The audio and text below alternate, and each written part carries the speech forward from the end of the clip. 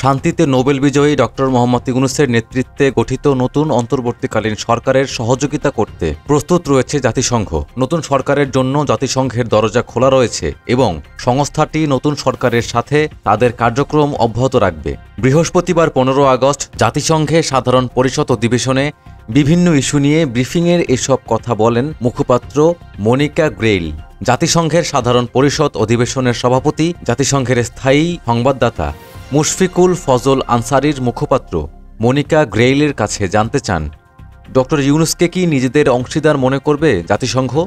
জবাবে গ্রেইল বলেন, জাতিসংঘ সাধারণ পরিষদের অধিবেশনের সভাপতির দরজা ডক্টর ইউনূসের নেতৃত্বাধীন নতুন সরকারের জন্য খোলা। বাংলাদেশের জন্য তিনি অব্যাহতভাবে কাজ করে যাবেন।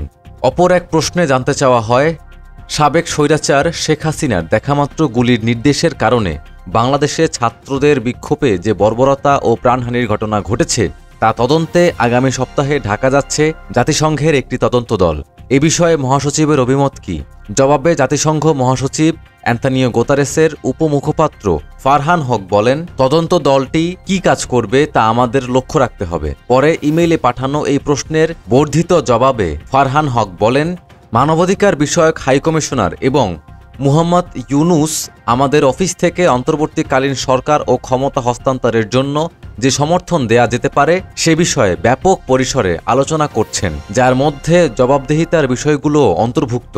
আগামী সপ্তাহ থেকে একটি দল ঢাকা সফর করবে যাতে সহায়তার ক্ষেত্র এবং সম্প্রতি সহিংসতা ও অস্থিরতার প্রেক্ষিতে মানবাধিকার লঙ্ঘনের তদন্তের পদ্ধতি নিয়ে অগ্রসর হওয়া যায়। হাইকমিশনার অন্তর্বর্তীকালীন সরকার এবং বাংলাদেশের মানুষের একটি সফলতম ক্ষমতা হস্তান্তরের জন্যই খুবই প্রতিশ্রুতিবদ্ধ, যা মানবাধিকার রক্ষায় শক্তিশালীকরণে সহায়ক হবে।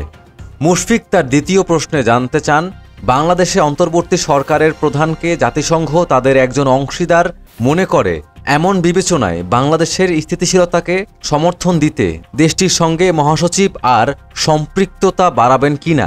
এদিকে ভারতে অবস্থান করে বাংলাদেশের সাবেক এক নায়ক ও প্রধানমন্ত্রী বিকৃত তথ্য ছড়াচ্ছেন এবং সহিংসতাকে উস্কে দিচ্ছেন।